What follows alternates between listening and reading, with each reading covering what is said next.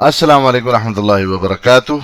Welcome back to your YouTube channel Stock Villa. Again, let me assure you first, this video is gonna much awaited, much needed and much anticipated video you are going to watch right now. In this video I am going to reveal कि क्या TRG एक table दो कुर्सी वाला share है, क्या TRG एक सट्टा स्टॉक है और उसमें सट्टा चल रहा है। टीआरजी का मतलब है क्या, टीआरजी काम क्या करता है, उनके जो बोर्ड ऑफ डायरेक्टर्स हैं उनको जानना क्यों जरूरी है। इसके हवाले से जो डिफरेंट न्यूज़ हैं, डिफरेंट हाउसेस के जो अपडेटेड टारगेट्स हैं, फाइनेंशियल डिटेल्स हैं, कंपैरिजन अगर हम करना चाहें, क्योंकि आजकल एक और क्वेश्चन जो बहुत ज्यादा मुझसे पूछा जा रहा है कि क्या टीआरजी नेटसोल की तरह बुरी तरह गिर जाएगा या नहीं, क्या नेटसोल और टीआरजी का कोई कंपैरिजन बन रहा है या नहीं। टीआरजी का कुछ चार्ट्स भी देखेंगे, फ्यूचर प्रोस्पेक्ट्स भी देखेंगे और फिर आखिर में आपके लिए क्वेश्चन छोड़ के जाएंगे कि क्या जो ये बाज़गश्त आप दोस्तों ने सुनी थी पहले कि टीआरजी एक सट्टा स्टॉक है, टीआरजी एक टेबल दो कुर्सी वाला शेयर है, और जो दोस्त पुराने मुझे जानते हैं जिनको मैं पहले कई दफा कह चुका था कि इसको बाय करना चाहिए, टीआरजी कोई सट्टा स्टॉक नहीं है और टीआरजी एक टेबल दो कुर्सी वाला शेयर नहीं है, उसकी कुछ वैलिड रीजन, चूंकि बीच में कोई टाइम नहीं मिला हम इस पर डिस्कस नहीं कर सके, लेकिन आज मैं चाहता हूं कि इसको रिवील किया जाए। So stay tune with the video और बड़ा फोकसली हमने देखना है, चूंकि टीआरजी हम सबका बड़ा ही पसंदीदा शेयर बन गया है। पहले लोग मानते नहीं थे और अब बनता जा रहा है टीआरजी लोगों का पसंदीदा share. So let's begin this video. सबसे पहले हम देखते हैं कि जी टीआरजी जो कंपनी है वो लिस्टमेंट हुई है दिसंबर 2002 में। टीआरजी का मतलब क्या है? टीआरजी बेसिकली ये है the resource group international limited, इसे हम कहते हैं TRG, the resource group TRG. इसके बाद कि टीआरजी का मीनिंग आ गया हमें समझ के द रिसोर्स ग्रुप। इसके बाद हम ये देखते हैं कि बेसिक टीआरजी का काम क्या है। सबसे पहले हम ये देखते हैं कि टीआरजी इनलिस्टेड है पाकिस्तान स्टॉक एक्सचेंज के अंदर टेक्नोलॉजी एंड कम्युनिकेशन सेक्टर के अंदर। तो क्या ये टेक्नोलॉजी और कम्युनिकेशन की एक कंपनी है? इसे हम जरा डिग आउट करते हैं और फाइंड आउट करते हैं। डीपीएस की अगर हम वेबसाइट पे देखें तो अगर आप इसे पढ़ेंगे तो ये आपको बताएगा the resource group international limited has a portfolio of investments primarily in the technology, IT enabled services and medical insurance sectors. आप जरा समझने की कोशिश कीजिएगा। ऑल्दो टीआरजी हमारी लिस्टेड है टेक्नोलॉजी और कम्युनिकेशन वाले सेक्टर में, लेकिन अगर आप इसको जरा सा समझेंगे तो बेसिकली टीआरजी एक पोर्टफोलियो ऑफ इन्वेस्टमेंट की कंपनी है जो डिफरेंट सेक्टर्स और कंपनीज में बेसिकली इन्वेस्टमेंट करती है। ज्यादातर ये टेक्नोलॉजी और आईटी एनेबल्ड सर्विसेज और मेडिकेयर इंश्योरेंस सेक्टर्स के अंदर इन्वेस्टमेंट करती है। इसका थोड़ा सा मैं आपको और डिटेल में भी जरा सा आगे समझाता हूं। टीआरजी के अगर आप अपनी वेबसाइट पे जाएंगे तो अगर आप यहां पर देखें, टीआरजी पाकिस्तान की वेबसाइट पे जाएंगे तो यहां पर आपको क्या दिख रहा है? यहां पर भी आपको जो मेन इसका होम पेज है उसमें भी आपको दिखेगा we manage a portfolio of investments in the business process outsourcing sector.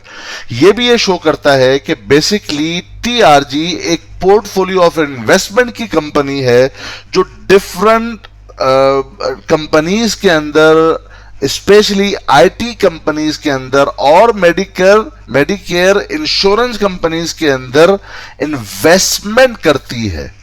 इसका मतलब यह हुआ कि बेसिकली टीआरजी को अगर हम देखें तो ये कोई डायरेक्टली टेक्नोलॉजी और कम्युनिकेशन की डायरेक्टली कंपनी नहीं है, चूंकि इसका मेनली काम जो है वो पोर्टफोलियो ऑफ इन्वेस्टमेंट्स का है, न कि production of any IT solutions का है, या हम ये कहें कि कोई सॉफ्टवेयर बनाने का है, ऐसा नहीं है।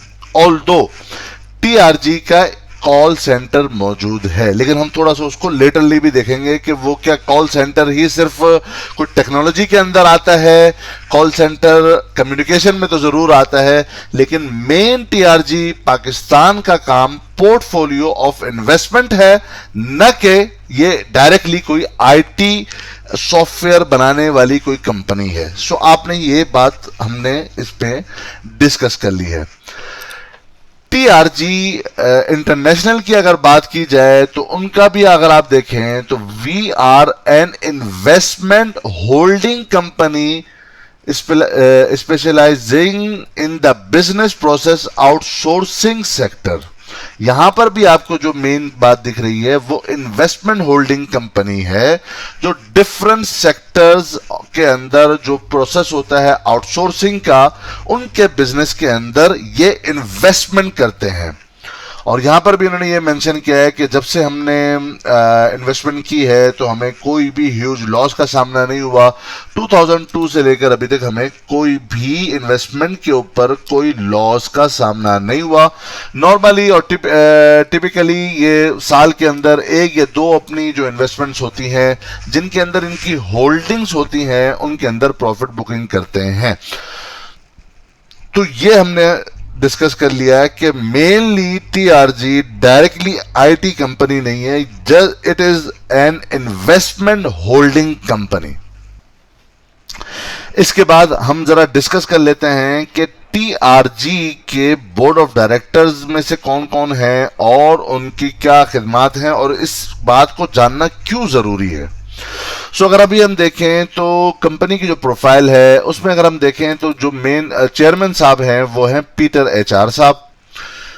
सीईओ चीफ एग्जीक्यूटिव ऑफिसर जो हैं वो हैं मोहम्मद जियाउल्लाह खान चिश्ती साहब। ये दो, इन दोनों में से एक आप ये याद रख लीजिएगा, मोहम्मदुल्लाह खान जियाउल्लाह खान चिश्ती साहब का नाम, और एक और नाम जो जरा सा अगर आप नोट करेंगे जिसको हम बाद में डिस्कवर करेंगे कि क्यों हम इसको नोट कर रहे हैं, वो है मोहम्मदुल्लाह खान खशोगी साहब। It is Khashoggi not Khashoggi, Jamaluddin Khashoggi नहीं है, खशोगी। एनीवेज, सो मोहम्मदुल्लाह खान खशोगी साहब हैं डायरेक्टर, इनका नाम आप याद रख लीजिएगा, और जियाउल्लाह खान चिश्ती साहब का जो कि सीईओ हैं। इसके बाद हम ये डिस्कवर करते हैं कि बेसिकली जो टीआरजी पाकिस्तान है, जो बेसिकली एक इन्वेस्टमेंट कंपनी है जिसके शेयर जो होल्डिंग करती है टीआरजी इंटरनेशनल के, तो वो जो टीआरजी इंटरनेशनल है उनके पोर्टफोलियोज के अंदर कौन कौन सी ऐसी कंपनीज हैं जिनके अंदर इन्होंने इन्वेस्टमेंट की हुई है।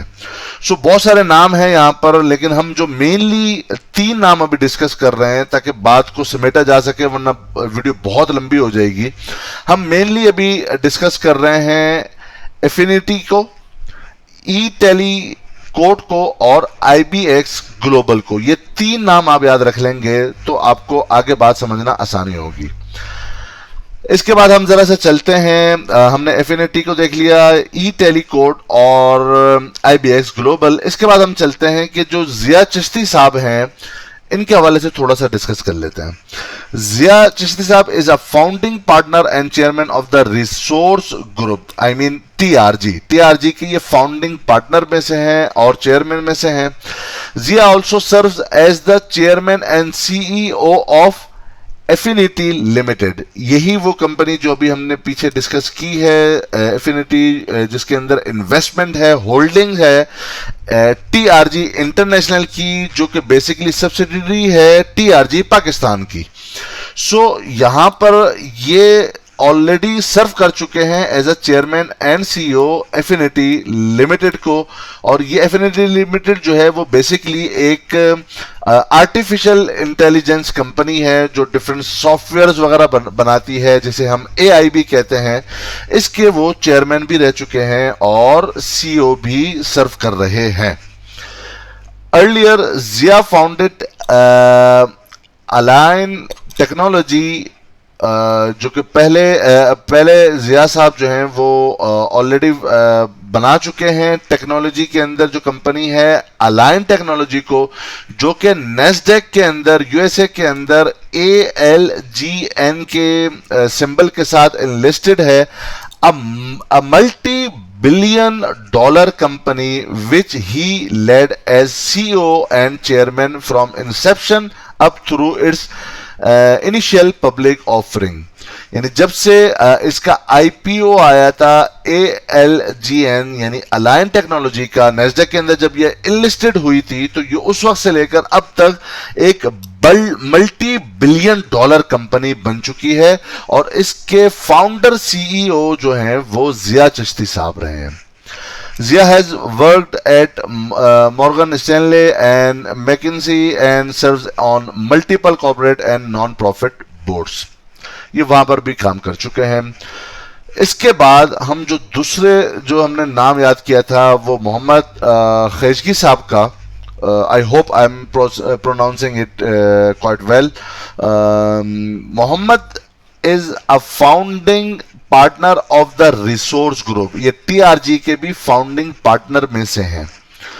Mohammad is the chairman and CEO of IBX holding limited. ये IBX होल्डिंग लिमिटेड के भी चेयरमैन और सीईओ हैं अभी।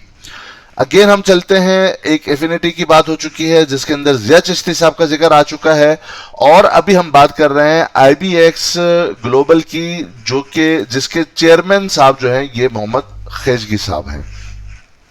A leading end-to-end provider technology enabled customer life cycle experience solutions।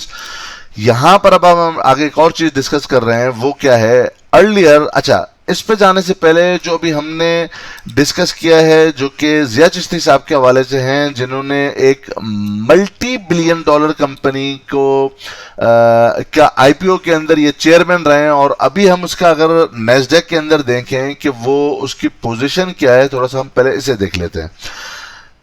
इसका आईपीओ जो इसका चार्ट अभी अवेलेबल है वो हमारे पास तकरीबन 2009 से है। 2009 में ये तकरीबन कोई 10 डॉलर के करीब की एक कंपनी थी अलाइन टेक्नोलॉजी।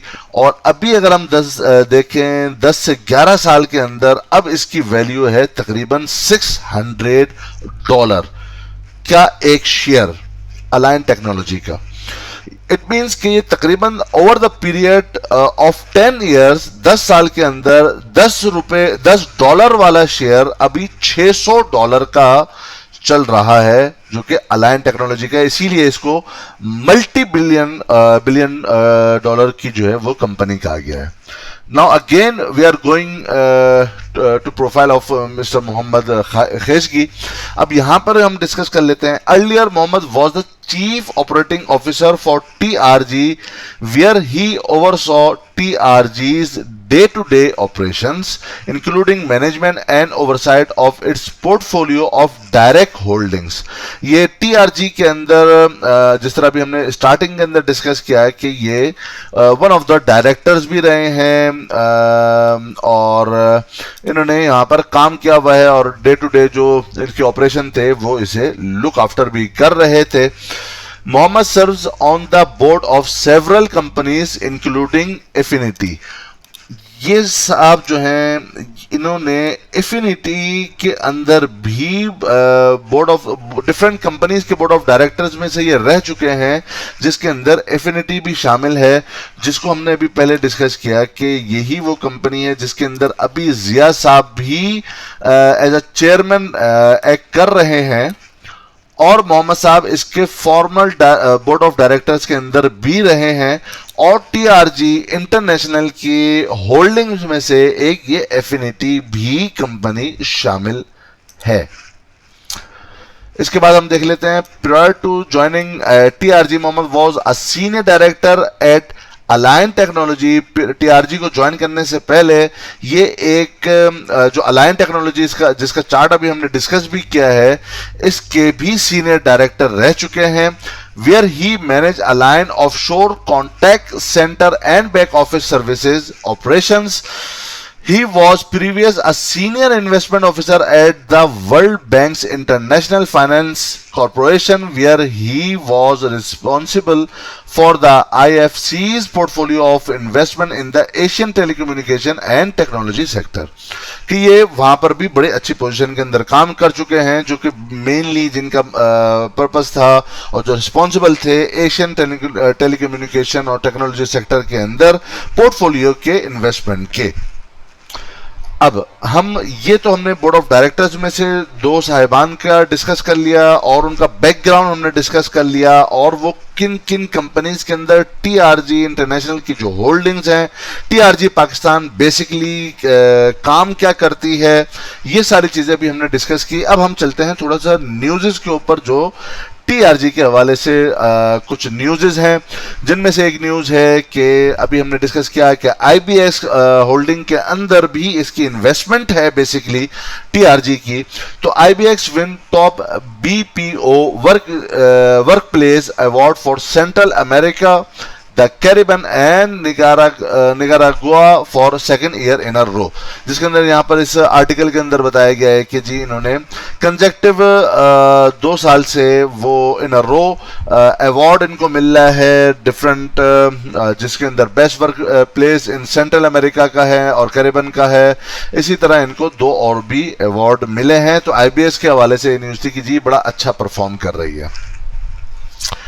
इसके बाद जो एफिनिटी लिमिटेड है उसके हवाले से एक और, ये 17 अप्रैल के अंदर जो न्यूज़ आई है कि Afiniti signs agreement with KPK government to establish tech city in KPK. जिस इस आर्टिकल के अंदर बताया गया है कि जी एफिनिटी का एग्रीमेंट हुआ है केपीके के ऑफिशियल्स के साथ, जिनके आईटी बोर्ड के साथ, कि जी वो एक केपीके के अंदर एक आईटी सिटी और एक टेक सिटी बनाना चाहते हैं, जिसकी वजह से तकरीबन 10 से 15 हज़ार आईटी एसोसिएशन इंडिविजुअल जो है वो अकोमोडेट होंगे और तकरीबन 50,000 के करीब एम्प्लॉयमेंट अपॉर्चुनिटीज जो है वो क्रिएट होंगी। इसके बाद हमने जो स्टार्टिंग के अंदर डिस्कस किया था, जिसके अंदर हमने इन 2 कंपनीज को आपको बताया था, तो हमने कुछ न्यूज़ एफिनिटी के हवाले से डिस्कस कर ली हैं और इसका बैकग्राउंड हमने डिस्कस कर लिया है, आईबीएक्स ग्लोबल के हवाले से हमने डिस्कस कर लिया है, और अब हम जाने वाले हैं ई टेलीकोड के ऊपर। और उस पे जाने से पहले हम जरा सा चलते हैं, जिस तरह हमने अलाइन टेक्नोलॉजी का चार्ट देखा, अब हम आईबीएक्स ग्लोबल का भी देखते हैं। न्यूज़ बड़ी अच्छी आई है, और अगर आप ये देखें जो आईबीएक्स के हवाले से जो न्यूज़ बेसिकली आई है वो 16 अप्रैल को आई है। हम आईबीएक्स का अगर चार्ट को डिस्कस कर लेते हैं, आईबीएक्स लिमिटेड जो कि नैस्डैक के अंदर लिस्टेड है यूएसए के अंदर, तो भी हम देखते हैं कि ये तकरीबन $22.36 के ऊपर इसकी अभी लास्ट क्लोजिंग 19 अप्रैल को हुई है। और 16 अप्रैल जिस दिन इसकी ये न्यूज आई थी, ये काफी ऊपर गया है। ऑल्दो न्यूज पॉजिटिव थी, लेकिन टेक्निकली यहां पर रेजिस्टेंस अपनी जगह इंटैक्ट थी, तो यहीं से ही हमने तकरीबन 10% के करीब का फॉल इन अ डे देखा है, जो कि तकरीबन 3 दिन के अंदर जो बढ़ोतरी आ रही थी। ऑल्दो न्यूज अच्छी है, लेकिन टेक्निकल अपने तौर पर काम कर रहे हैं, और ये अभी तकरीबन $22.36 के ऊपर है।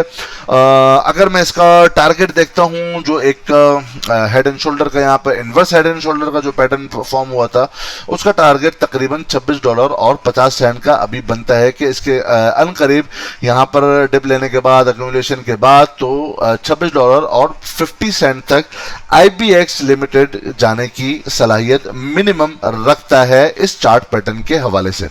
सो अगेन हम चलते हैं वापस न्यूज़ के ऊपर। सो आईबीएस के हवाले से हमने ये डिस्कस कर लिया, एफिनिटी के हवाले से हमने ये न्यूज़ डिस्कस कर ली जो भी रिसेंटली आई है। हम एक और जो होल्डिंग है टीआरजी की, उसके अंदर अगर अभी हम देखें तो एक और कंपनी है विच इज ई टेलीकोड। ये अगर आप देखेंगे तो ये बेसिकली इंश्योरेंस कंपनी है। तो अगर तो सिर्फ ये एक आईटी कंपनी होती टीआरजी, तो उसकी इंश्योरेंस कंपनी के अंदर स्टेक कैसे है, उसके इंश्योरेंस कंपनी के अंदर इन्वेस्टमेंट कैसी है, तो ये आपको समझना पड़ेगा कि टीआरजी बेसिकली एक इन्वेस्टमेंट कंपनी है एज वी डिस्कस अर्लियर। सो अब हम चलते हैं ई टेलीकोड के ऊपर। एक न्यूज आई है अभी रिसेंटली 19 अप्रैल को, वो ये कि Primerica announces agreement to acquire e TeleQuote, और जिसके अंदर ये आया है कि a leading provider of financial services यानी Primerica to middle income families throughout the United States and Canada and e TeleQuote limited, a senior health insurance distributor of Medicare related insurance policies, announced today that they have signed a definitive agreement यानी confirm agreement sign किया इन्होंने आपस में, under which Primerica will acquire 80% of e TeleQuote limited operation subsidiary collectively e TeleQuote at an enterprise value of $600 million, कि Primerica जो है वो तकरीबन 80% ऑफ शेयर जो है वो ई टेलीकोड के वो एक्वायर करना चाहती है, जिसकी वैल्यू अप्रोक्सीमेटली $600 मिलियन की होगी। Under the terms of the agreement, Pramerica will purchase the remaining 20%, 80% तो वो एक्वायर कर लेंगे via $600 मिलियन, और rest of the 20% जो है stake over a period of up to 4 years, 4 साल के अंदर बाकी 20% भी वो ऐसा करके एक्वायर कर लेंगे। ये काफ़ी लेंथी आर्टिकल है जिसमें और बहुत सारी चीज़ें डिस्कस की गई हैं। So we keep this aside, just हमने जो फोकस करना था वो हमने इस न्यूज़ पर कर लिया। अगर आप वो आर्टिकल पढ़ना चाहते हैं तो ये वाला आर्टिकल आप पढ़ सकते हैं। एनीवेज, तो यहां पर ये बताया जा रहा है कि अभी ई टेलीकोड जो कंपनी है जो कि होल्डिंग है जिसके अंदर टीआरजी की, उसके अंदर इंटरेस्टेड है प्राइमरीका, और वो उन्होंने एक्वायर करने के लिए ई टेलीकोड को एक्वायर करने के लिए डेफिनेट जो है वो एग्रीमेंट भी कर लिया है। दोनों कंपनीज के दरमियान एग्रीमेंट भी हो गया है, और आगे इसी के अंदर इन्होंने काफ़ी डिटेल दी है एग्रीमेंट के हवाले से, किस तरह हुआ है, कहाँ हुआ है, कौन कौन शरीक थे, कितनी अमाउंट के हवाले से हुआ है, वो सारी डिटेल आपको यहाँ पर नीचे इसी के अंदर मिल जाएगी। और यहाँ पर इन्होंने बताया भी है कि पहले भी इस तरह के हुआ था जिसको 2021 के अंदर कहा गया था, लेकिन अब उसको 2022 तक के लिए रिज्यूम कर दिया गया है।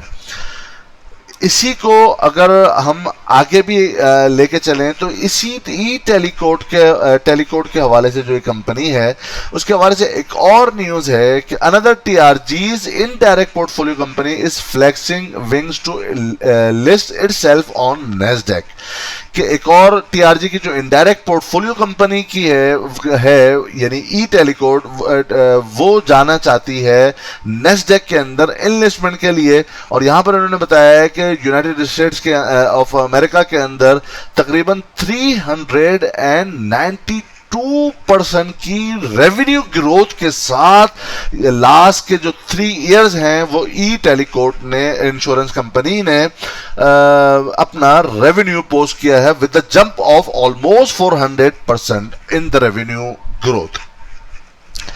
इसी आर्टिकल के अंदर इन्होंने बताया है कि यही ई टेलीकोड कंपनी जो है वो जाना चाहती है नैस्डैक के अंदर इन्वेस्टमेंट के लिए, जहां पर expecting $750 million to $1 billion valuation, जहां पर इनको ये एक्सपेक्टेशंस हैं कि तकरीबन $750 मिलियन से $1 बिलियन तक ये इसके अंदर अपना आईपीओ हासिल कर सकेंगे, यानी एक जो है वो फंड रेजिंग जो है वो थ्रू नैस्डैक इन्वेस्टमेंट ये कर सकते हैं।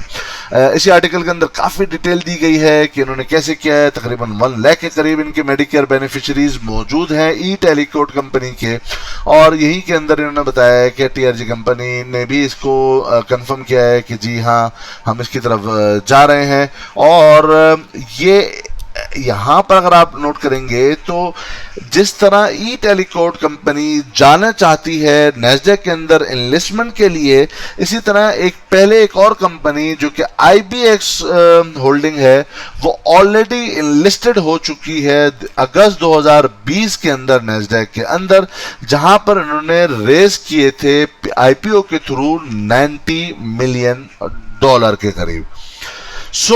यहां पर IBX के बाद अब इनकी एक और होल्डिंग कंपनी जो कि ई टेलीकोड है वो अगेन जाना चाहती है नैस्डैक के अंदर इन्वेस्टमेंट के लिए, जहां से काफी ज्यादा इनके लिए IPO के थ्रू जनरेट होगा इनके लिए फंड रेजिंग, और ये कंपनी तकरीबन 400% के रेवेन्यू ग्रोथ के साथ अप टू द मार्क चल रही है कंसेक्टिवली इन लास्ट 3 ईयर्स के लिए।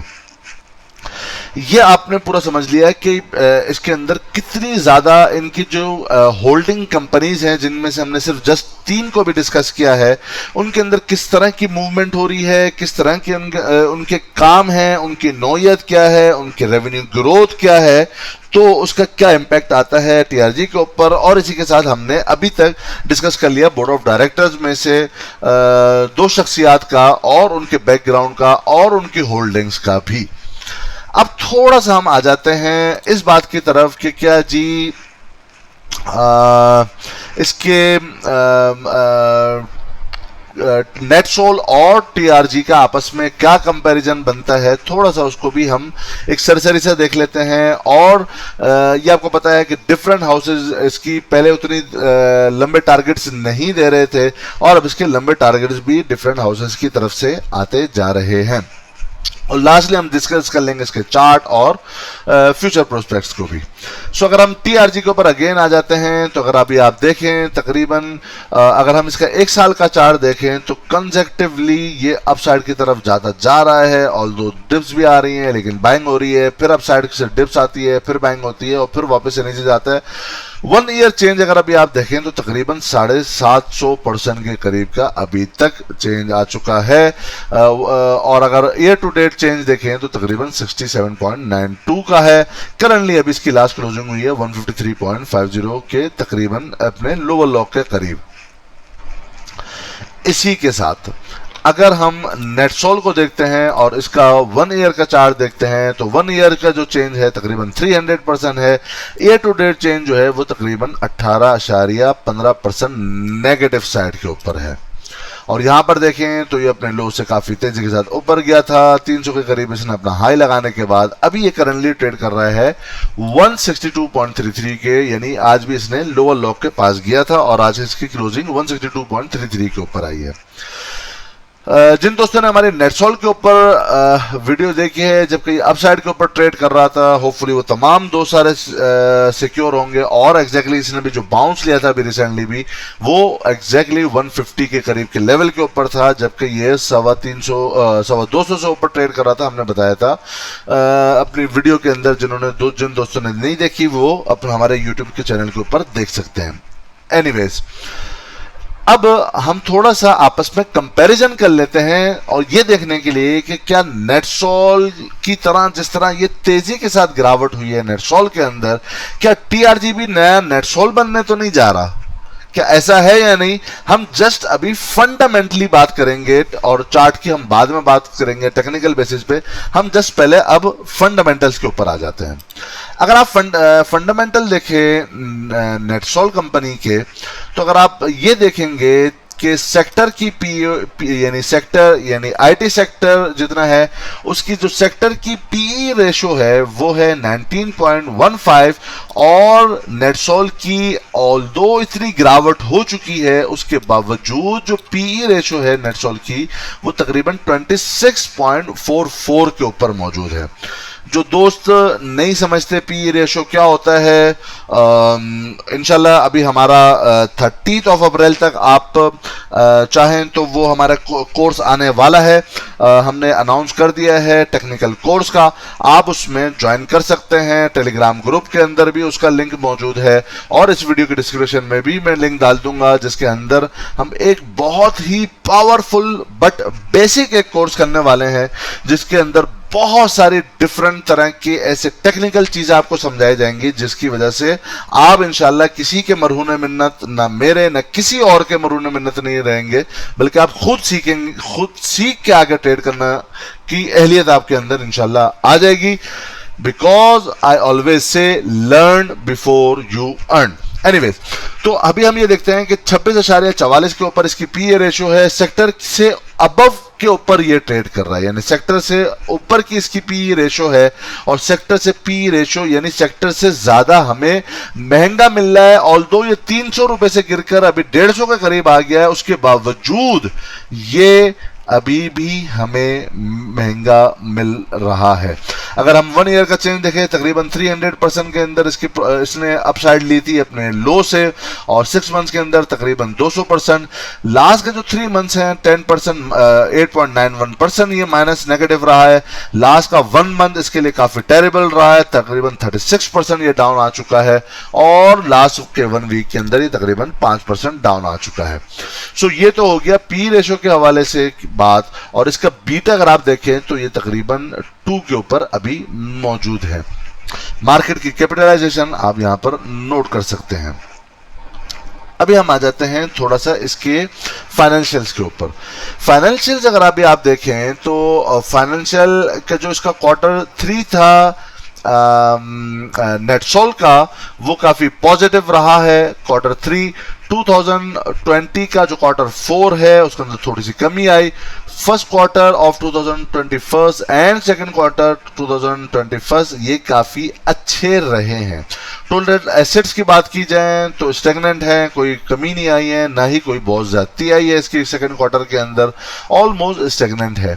अगर अभी हम ये देखते हैं कि जो सेकंड क्वार्टर का जो रिजल्ट आया है, इसकी जो नेट प्रॉफिट ग्रोथ है फाइनेंशियल्स के ऊपर वो तकरीबन 2% से ग्रो की है, बढ़ी है, और इसकी सेल्स भी तकरीबन 13% से ग्रो की है।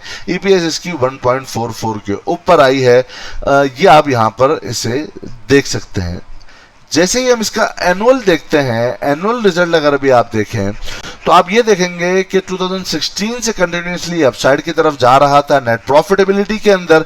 2017, 2018, 2019 के अंदर इसने अपना पीक किया, लेकिन अभी जो ईयर 2020 का जो इसकी क्लोजिंग हुई है वो काफी ज्यादा नीचे हुई है। अगर आप नेट प्रॉफिट ग्रोथ की बात करें तो तकरीबन 80% से इसका डिक्लाइन हुआ है, प्रॉफिट इसका कम हुआ है। इसने कोई बोनस और भी नहीं दिया और कोई डिविडेंड भी अभी तक अनाउंस नहीं किया। सेल्स की अगर हम बात करें तो सेल्स के अंदर भी इसकी कमी आई है, जो कि तकरीबन 12.5% के हिसाब से इसका ईयरली बेसिस पे 2020 के अंदर सेल के अंदर भी नेगेटिविटी आई है और इसके नेट प्रॉफिट ग्रोथ के अंदर भी नेगेटिविटी आई है, जो कि अब आपको रिफ्लेक्ट कर रही है इसकी जो है वो इसके शेयर प्राइस के ऊपर। अच्छा, देखते हैं नेटसोल करता क्या है। तो नेटसोल के अंदर अगर अभी हम देखें तो इसका जो मेन बिजनेस है, main business of the company is development and sale of computer software and allied services in Pakistan as well as abroad. कि इसका जो मेन बिजनेस है वो basically sale of computer software है, कि ये डिफरेंट तरह के सॉफ्टवेयर डेवलपमेंट करते हैं उसकी, और इसकी जो सेल करते हैं वो पाकिस्तान के अंदर भी करते हैं और आउट ऑफ पाकिस्तान अब्रॉड के अंदर भी ये करते हैं। तो इनका सेल ऑफ कंप्यूटर सॉफ्टवेयर का मेन और कोर बिजनेस है, जिसके अंदर इनके अंदर सेल्स के अंदर भी इनकी नेगेटिविटी दिखी है फॉर द ईयर 2020। तो जो एक अजम्पशन थी मार्केट की कि 2019 में जिस तरह की ये कंटिन्यूसली अपसाइड की तरफ जा रहा है, तो इसके अंदर एक तेजी के साथ बाइंग आई थी, जहां पर ये 60-6200 रुपए से उठकर डायरेक्टली 300 रुपए तक कंजेक्टिवली चला गया, और इसको डेली आप अपर लॉक देखते होंगे। और जब इसके जो एक्सपेक्टेड जो ग्रोथ नहीं आई और एक्सपेक्टेड सेल्स ग्रोथ भी नहीं हुई, प्रॉफिट ग्रोथ भी नहीं हुई, तो अब इसके अंदर हम काफी तेजी के साथ सेलिंग देख रहे हैं, और इसका पीछे एक फंडामेंटल इसका इंपैक्ट आपको यहां पर दिख रहा होगा। इसके बाद हम चलते हैं जरा टीआरजी के ऊपर। टीआरजी को अगर हम देखें तो सेक्टर की पी रेशो अगेन 19.15 है, लेकिन अगर आप टीआरजी की पी रेशो देखेंगे तो वो आपको 18.67 के ऊपर दिखेगी, जो कि ये आपको इंडिकेट करता है कि ये सेक्टर्स की वैल्यूएशन से सस्ता अभी हमें मिल रहा है। ऑल्दो ये 150 रुपए के ऊपर मौजूद है, लेकिन अगर आप इसकी फंडामेंटली बात करें और पी रेशोज की बात करें तो हमें यह बताता है कि जी ये अपने सेक्टर की पी रेशो से कम के ऊपर ट्रेड कर रहा है और अभी भी पी रेशो के हिसाब से ये सस्ता है। 1 ईयर की चेंज की बात करें 750%, नेटसोल 300%, लेकिन टीआरजी 700% के हिसाब से इसके अंदर ग्रो हुआ है। लास्ट 6 मंथ्स की बात करें तकरीबन 230% के हिसाब से, लास्ट 3 मंथ्स की बात करें फिर भी 48% यानी ऑलमोस्ट 50% के हिसाब से इसने अपसाइड दिखाई है। लास्ट 1 मंथ की बात करें फिर भी अब तकरीबन 10 साढ़े 10% 11% के हिसाब से ग्रो किया है। जस्ट लास्ट 1 वीक की बात करें तो तकरीबन इसके अंदर 4% के अंदर गिरावट आई है। अब इसके हम चले जाते हैं तो हमें यह पता चल गया है कि इसका पी रेशो सेक्टर की पी रेशो से अभी भी कम है। अब हम आ जाते हैं इसके क्वार्टरली रिजल्ट के ऊपर और फाइनेंशियल के ऊपर नजर डालते हैं कि क्या जस्टिफाई कर रही हैं फाइनेंशियल की बेस के ऊपर इसकी वैल्यू या नहीं। माजरा चाहता हूं ये वीडियो बड़ी लंबी होगी, लेकिन एक ही दफा हम टीआरजी के ऊपर इतनी सैर हासिल गुफ्तगू करना चाहते हैं कि बार बार हमें टीआरजी का कोई क्वेश्चन और आंसर ना देना पड़े और आप खुद समझदार हैं और आप खुद समझ सकें कि टीआरजी क्या एक सट्टा स्टॉक है या नहीं। इसका जवाब आप खुद ही देंगे। अभी हम देखें तो अगर क्वार्टर 2 के अंदर 2020 के अंदर कोई इसके अंदर प्रॉफिटेबिलिटी हमें नहीं दिखती, यहाँ पर क्वार्टर 3 के अंदर भी नहीं दिखती, क्वार्टर 4 में बहुत मामूली सी दिखती है। क्वार्टर 1 ऑफ 2021 के अंदर हमें कुछ पॉजिटिविटी दिखी है और सेकंड क्वार्टर के अंदर हमें बहुत ज्यादा पॉजिटिविटी हमें दिखी है। अगर इसकी हम क्वार्टरली बात करें तो तकरीबन नेट प्रॉफिट जो ग्रोथ हुई है 350% के हिसाब से ये तेजी के साथ बढ़ा है, ट्रेंड इसका अप है। सेल्स की बात करें तो इसकी सेल जो है वो सेल ग्रोथ की बात करें तो सेल ग्रोथ आप अजीब सी बात है देखेंगे तकरीबन 63% से सेल ग्रोथ नेगेटिव साइड पे गई है यानी गिरी है। नेटसोल की बात करें तो नेटसोल 12% से 12.5% से सेल ग्रोथ इसकी गिरी है और 80% क्वार्टरली अगर आप देखें तो यहाँ पर इसकी वो गिरी है, बल्कि ये तो हम ईयरली बात कर रहे हैं 80% के हिसाब से प्रॉफिट ग्रोथ गिरी है, 12.5% के हिसाब से सेल्स गिरी है। लेकिन टीआरजी की सेल कितने परसेंट के हिसाब से गिरी है आप खुद देखिए, 63% से गिरी है। तो इसको तो बहुत नीचे होना चाहिए, इसको तो नेटसोल की तरह गिरना चाहिए और गिर भी सकता है नो डाउट, लेकिन अभी हम आगे डिस्कस कर रहे हैं, थोड़ा सा बात समझिएगा। तो सेल ग्रोथ तो बहुत सिग्निफिकेंटली बहुत गिरी है, यानी नेटसोल से भी बहुत बुरी तरह गिरी है। नेटसोल की 12.5% है, इसकी 63% है, लेकिन नेट प्रॉफिट ग्रोथ ऊपर जा रही है, 350% ऊपर चली गई है। ये क्या माजरा है, ये क्या कहानी है, जरा सा इसको आपको समझाते हैं। अगर आप इसके टोटल एसेट्स को देखें तो ये बड़े हैं क्वार्टर ऑन क्वार्टर बेसिस के ऊपर भी। जैसे ही मैं एनुअल के ऊपर क्लिक करता हूं और एनुअली देखता हूं तो आप हैरान रह जाएंगे कि सेल ग्रोथ इसकी फिर भी गिरी है तकरीबन 1.5% के हिसाब से, लेकिन net profit growth sale growth गिरने के बावजूद 2020 के अंदर इसकी जो नेट प्रॉफिट ग्रोथ है वो कितनी है, 4000% बढ़ी है। How much? 400% नहीं मैं कह रहा, मैं बता रहा हूं 4000% बढ़ी है, 4000% इसकी net growth net profit growth बढ़ी है। और इसका रीजन मैं आपको थोड़ी देर बाद देने वाला हूं। ईपीएस देखें तो तकरीबन 14 पैसे की इसके अंदर 2020 तक की ईयरली बेसिस पे बता रहा है। अभी हम इसके अंदर 2021 को शामिल नहीं कर रहे क्योंकि 2021 के अभी जस्ट 2 क्वार्टर के रिजल्ट आए, अभी तक हम जस्ट क्वार्टर 4 ऑफ 2020 तक की बात कर रहे हैं। 2021 को आप ना मिलाइएगा अभी। तो उसके बावजूद 2020 के रिजल्ट के हिसाब से भी 4000% बढ़ी है। तो क्या ख्याल है अगर यहां पर क्वार्टर के बाद 2021 2021 के रिजल्ट जब आएंगे तो जब क्वार्टर की बेसिस पे आप देखिए क्वार्टर 2 क्वार्टर 3 बिल्कुल खाली था, क्वार्टर 4 के अंदर बहुत थोड़ी सी प्रॉफिट हुई थी। तो जब ये क्वार्टर 1 ऑफ 2021 और क्वार्टर 2 सेकंड क्वार्टर ऑफ 2021 को मिलाया जाएगा और जब इसका 2021 का एनुअली जब रिजल्ट होगा तो आप कितना एक्सपेक्ट कर सकते हैं कि कितनी तेज ग्रोथ इसकी आएगी। इसकी नेट प्रॉफिट ग्रोथ आप इमेजिन नहीं कर सकते अभी फिलहाल, क्योंकि इसके अभी 2 क्वार्टर के रिजल्ट अभी और भी आने हैं फॉर द ईयर 2021। अभी जस्ट 2020 तक की हम बात कर रहे हैं। इसके अगर आप देखें 2016 के अंदर ये अच्छा प्रॉफिट के अंदर था, 17 के अंदर इसका प्रॉफिट सिग्निफिकेंटली ड्रॉप हुआ था और 18 के अंदर तो बुरी तरह ये माइनस के अंदर चला गया था। यानी कंपनी लॉस मेकिंग कंपनी थी, इवन ब्रेक इवन के ऊपर भी नहीं थी। 19 के अंदर बहुत मामूली सा एक प्रॉफिट आया, रिकवरी काफी अच्छी ली और 20 के अंदर इसने अच्छा प्रॉफिट पोस्ट किया है। इसकी टोटल एसेट्स की बात करें तो 2019, 18, 17, 16 के मुकाबले में इसके टोटल एसेट भी इंक्रीज हुए हैं, बढ़े हैं। तो होपफुली आपको ये एक पूरा एक सिनारियो अब समझ में आ गया होगा ये क्यों ऐसा हुआ है। जो क्वार्टरली हम बात कर रहे हैं कि 2021 सेकंड क्वार्टर के अंदर इतना सिग्निफिकेंटली इसके प्रॉफिट मार्जिन बढ़े हैं, उसको भी हम देख ले। हालांकि सेल ड्रॉप हो रही है, सेल ग्रोथ खत्म हो रही है, लेकिन इसके प्रॉफिट बढ़ रहे हैं। यानी कंपनी बेच कम रही है चीजें, लेकिन प्रॉफिट फिर भी खुद ब खुद बढ़ रहा है। इसके लिए हमें जरा जस्ट जाना पड़ेगा इसके फाइनेंशियल रिजल्ट जो अभी लास्ट इसके अपडेटेड हुए हैं फरवरी 26 फेब को अपडेटेड आया है। इसने कोई डिविडेंड वगैरह भी नहीं दिया। अब जरा सा आप सर बात बहुत ही इंपॉर्टेंट है और बड़े पॉइंट की है, इसको जरा सा समझिएगा। हम बात कर रहे हैं अभी 6 मंथ पीरियड की, हम कंपैरिजन कर रहे हैं 31 दिसंबर 2019 को जो इसकी क्लोजिंग हुई थी और 31 दिसंबर 2020 को इसकी जो क्लोजिंग हुई है लास्ट 6 मंथ्स की, यानी जुलाई टू दिसंबर तक की, और लास्ट 3 मंथ्स का भी इसका जो सेकंड क्वार्टर का जो रिजल्ट है हम उसकी भी बात कर रहे हैं, जो कि तकरीबन 31 यानी सितंबर, अक्टूबर, नवंबर, दिसंबर 2019 और अक्टूबर, नवंबर, दिसंबर 2020 का कंपैरिजन है। आप देखिएगा कि यहाँ पर जो रेवेन्यू है, यानी इसके जो अपने डायरेक्टली कोर बिजनेस से जो इसका रेवेन्यू आता है, यानी यूं समझिए जो इसका कॉल सेंटर आप बोल लीजिए, जो इसका मेन कोर काम है, उससे जो रेवेन्यू जनरेट हो रहा है वो कितना हो रहा है। यहाँ पर 119 मिलियन का रेवेन्यू जनरेट हो रहा है, जबकि 2019 के अंदर यानी ज्यादा वॉल्यूम रेवेन्यू जनरेट हो रहा है। और दिसंबर 2020 का जो 6 मंथ का रिजल्ट है उसका रेवेन्यू का, वो तो सिग्निफिकेंटली ड्रॉप हुआ है, कम हुआ है रेवेन्यू तकरीबन 81 मिलियन का।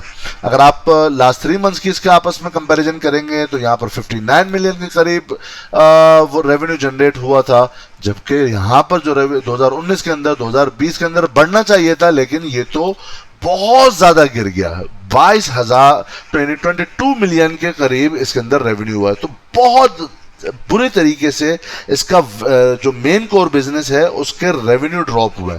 तो जब इतने रेवेन्यू ड्रॉप हुए हैं तो उसके बाद इसके अंदर इतनी ज़्यादा कैसे इसके अंदर प्रॉफिटेबिलिटी आ रही है, और हम ये कहें कि इसके शेयर प्राइस इतने ज़्यादा क्यों बढ़ रहे हैं, इसको समझने के बाद आपको अब जो बात कही जाएगी वो आपको समझ में आएगी।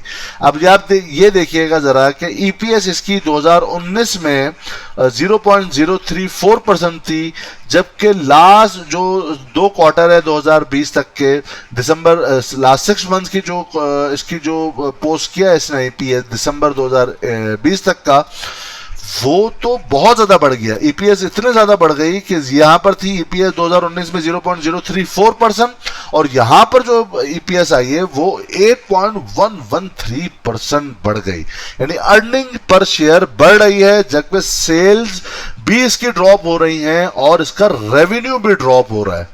ये क्या कहानी है। और अगर आप यहां पर देखेंगे लास्ट 3 मंथ्स के अंदर भी यहां पर 0.002% के हिसाब से इसके अंदर 19 के अंदर इसने ईपीएस शो की थी, जो कि बहुत ही कम है।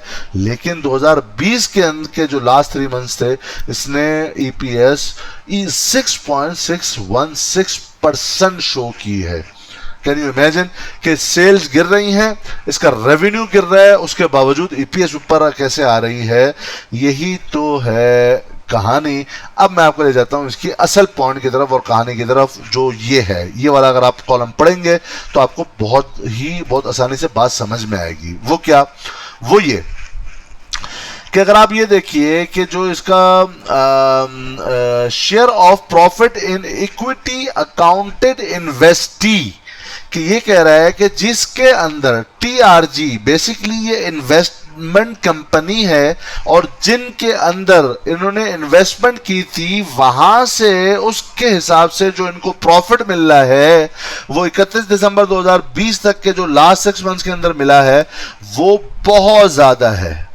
आपको ये दिख रहा है, यानी 5.1 बिलियन का, और लास्ट 3 मंथ्स की बात की जाए तो 4.2 बिलियन का, जबकि दिसंबर 2019 के अंदर इसके अंदर कोई इन्होंने रेवेन्यू पोस्ट नहीं किया in accordance with the share of profit in equity accounted investee, और 2019 के दिसंबर तक यहां पे इन्होंने कोई पोस्ट नहीं किया था।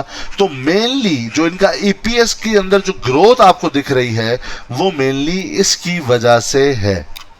अब ये बात तो आपको समझ में आ गई कि बेसिकली इनकी इन्वेस्टमेंट के हिसाब से इन्होंने बताया है कि हमें इतना प्रॉफिट हुआ है। अब असल जो चीज है वो उसकी अभी तक डिटेल हमें नहीं मिल सकी है। मैं इसके पीछे लगा हुआ हूं, इंशाल्लाह जैसी मुझे मिलेगी मैं एक और वीडियो बनाकर इसमें पोस्ट कर दूंगा, या एटलीस्ट अगर वीडियो नहीं बनाऊंगा तो टेलीग्राम ग्रुप में आप दोस्तों को अपडेट कर दूंगा। और वो ये कि यहाँ पर जो इन्होंने ये कॉलम लगाया है जिसकी वजह से इनकी ईपीएस बहुत सिग्निफिकेंटली बढ़ी है, तो ये किस तौर पर इनके पास आया है? क्या इन्होंने वहां से कोई पैसे आए हैं इनके बैलेंस शीट के अंदर, या यानी इनके पास आए हैं, इनके बैंक अकाउंट्स के अंदर आए हैं, इनके बैलेंस शीट के अंदर आए हैं, या इन्होंने जस्ट एक अजम्पशन करके कि हमारा इतना प्रॉफिट बनता है उसको यहां पर शो किया है? इसकी डिटेल अभी हमें लेना बाकी है, जिसके बाद काफी ज्यादा हम इसके ऊपर बात कर सकेंगे और अच्छे तरीके से और भी समझ सकेंगे कि जो इतना ज्यादा इसके अंदर प्रॉफिट ग्रोथ आई है वो फिजिकल भी हुई है या वो जस्ट डॉक्यूमेंटेड और सिस्टम के अंदर है। सो ये पूरी एक फंडामेंटली हमने बात डिस्कस कर ली है, जिसके अंदर हमने होपफुली आपको बहुत ज्यादा बातें समझ में आई होंगी।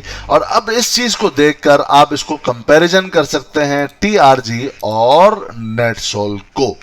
ये फंडामेंटली आप आपस में कंपैरिजन कर सकते हैं। लास्टली हम देख लेते हैं टीआरजी के चार्ट को। तो अभी हम देखें तो टीआरजी ने आज क्लोज किया था लास्ट 153.50 के ऊपर। अभी तक अभी हम देखें तो ये अपनी जो है मूविंग एवरेज 50 और 21 से अबव ही ट्रेड कर रहा है। ऑल्दो यहाँ पर डबल टॉप लगा था, मैंने अपने जो प्रीमियम ग्रुप मेंबर्स हैं उनको बताया था कि हमने यहाँ पर 169 के ऊपर इसको शॉर्ट किया था और इसको होल्डिंग की थी और कुछ प्रॉफिट हमने अभी बुक किया है। और अभी हम देख लेते हैं कि फिलहाल इसकी मूवमेंट क्या है। तो अगर अभी हम देखते हैं तो इसको कंपेरिजन करेंगे तो ये जो आपको लाइन नजर आ रही है ये KSE 100 इंडेक्स की है। यहाँ पर KSE 100 इंडेक्स का आपको पूरे वैल्यूएशंस मिल जाएंगी और यहाँ पर टीआरजी की आपको वैल्यूएशंस मिल जाएंगी इस टैब के ऊपर। सो भी हम देखें तो KSE 100 इंडेक्स ने क्लोजिंग दी थी 44,913 के ऊपर और टीआरजी ने क्लोजिंग दी है 153.50 के ऊपर। हम देखें जो इनिशियली टीआरजी ने उस तरह का मूव नहीं बनाया था जिस तरह का इंडेक्स ने बनाया था, लेकिन उसके बाद इन दोनों की अलाइनमेंट बहुत ज्यादा हो गई और यहाँ पर जबकि इंडेक्स मौजूद था तकरीबन कोई 40,000 के अराउंड में, 39,000 40,000 के अराउंड में, उस वक्त टीआरजी मौजूद था 50 रुपीज के ऊपर। और दोस्त पुराने हैं उनको याद है मैंने उनको कहा था कि आंख बंद करके ले लो, इसके अंदर कोई डरने की जरूरत नहीं है। इसके चार्ट बोल रहे हैं कि इसको यहां से डबल नहीं ट्रिपल हो जाना है। जो दोस्त पुराने हैं साथ जुड़े हुए हैं अगर वो वीडियो देख रहे हैं तो जरूर मुझे मेरी इस बात को इंडोर्स कीजिएगा। अच्छा, उस वक्त जबकि नवंबर 2020 के अंदर उसको अगर टीआरजी और KSE 100 इंडेक्स को देखा जाए तो उस वक्त इसकी बेसिकली वैल्यू होनी चाहिए थी तकरीबन अराउंड 90 रुपीज के करीब, लेकिन उस वक्त ये ट्रेड कर रहा था as compare to KSE 100 index 50 rupees के करीब। लेकिन उसके बाद आप ये देखें कि आहिस्ता आहिस्ता टीआरजी ने आउट परफॉर्म करना शुरू किया और लोग हैरान होते रहे कि इसके अंदर क्या हो रहा है, सट्टा है, एक टेबल 2 कुर्सी का शेयर है जी, ये तो सट्टा स्टॉक चल रहा है, नहीं खरीदना नहीं खरीदना। तो सब लोग यही कहते रहे इसके अंदर। आप ये देखें कि कितना सिग्निफिकेंटली इसने तेजी के साथ अपवर्ड मूव बनाया और अलाइन कर लिया है अभी अपने आप को with the chart chart of KSE 100 index. अब जिस अंदाज का केसी 100 इंडेक्स मूव बनाता है उसी अंदाज का अब टीआरजी भी मूव बना रहा है।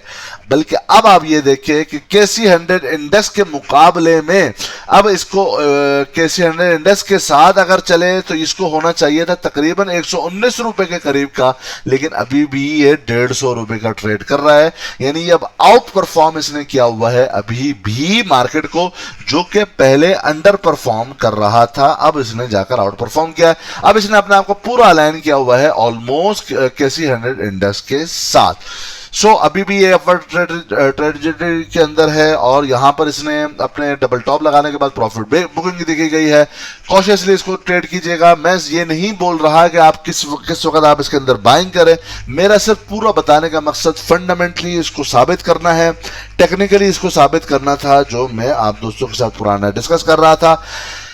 पॉजिटिव न्यूज के बाद या पॉजिटिविटी इसकी फंडामेंटली के बाद आप ये ना सोचेगा चूंकि पॉजिटिव न्यूज आई है तो जी अब तो बस ये ऊपर ही गया और ये टेक्निकल को फॉलो नहीं करेगा, बल्कि ये टेक्निकली ही चल रहा है।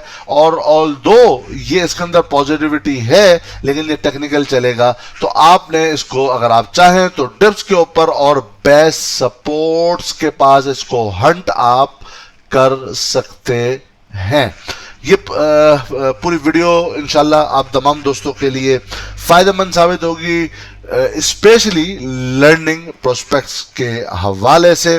होपफुली ये वीडियो भी आपको एज यूजुअल पसंद आई होगी। अगर पसंद आई है तो मेरी एफर्ट्स के लिए आप लाइक जरूर ठोक कर जाइएगा, और अगर ना पसंद आई हो तो डिसलाइक के बटन को 2 दफा प्रेस कर दीजिएगा। लास्टली अपना जो हमारा टेक्निकल कोर्स है, मैं ज़रूर कहूँगा उन दोस्तों को स्पेशली जिनको टेक्निकल के हवाले से नहीं मालूम और जो सिर्फ टिप्स के ऊपर चलते हैं, चाहे वो मेरी ही क्यों ना हो, चाहे वो किसी और की ही क्यों ना हो, आप कब तक बेसाखियों पर रहेंगे। ज़रूर ज़रूर ज़रूर आप सीख कर ट्रेड करें मार्केट के अंदर, बगैर सीखे आप बिल्कुल ट्रेड ना करें। ये इक्विटी मार्केट है, ये कैपिटल मार्केट है, वो जो बहुत ही हाईली रिस्की ट्रेड्स होती हैं। सो लास्ट डेट सबमिशन के लिए आपकी 30 अप्रैल 2021 है, और ये जो first come first serve basis के ऊपर एडमिशन लिए जा रहे हैं, जो अलॉटेड स्लॉट्स हैं अगर वो पूरी हो जाती हैं और उसके बाद जो जिनकी एनरोलमेंट के लिए एप्लीकेशंस आएंगी तो उनको हम अपॉलॉजीज के साथ हम उसको रिजेक्ट करेंगे। एक लिमिटेड स्लॉट मैंने रखी है ताकि एक क्वालिटी ऑफ वर्क दिया जाए, और 8 सेशंस होंगे। 3 मंथ्स के अंदर हम ये इस कोर्स को कंप्लीट करेंगे, और एक सेशन ऑलमोस्ट 1 आवर और ऑलमोस्ट डिपेंडिंग के कितना हमें जरूरत पड़ेगी 1 से 1.5 घंटे का मिनिमम एक सेशन एटलीस्ट होगा। So enrol before it expires. Hopefully आप तमाम दोस्तों ने एंजॉय किया होगा इस वीडियो को। जो दोस्त नए हैं वो चैनल को सब्सक्राइब करना चाहें तो सब्सक्राइब कर सकते हैं ताकि अपडेटेड वीडियो के लिए उनके पास अलर्ट भी आए। बेल आइकॉन पर जरूर क्लिक कर दीजिएगा, चूंकि ऐसा ना हो कोई ऐसी इंपॉर्टेंट वीडियो मैं डालूं जो आप दोस्तों से मिस हो जाए। अपना बहुत बहुत ख्याल रखिएगा और हमारे इस चैनल का भी।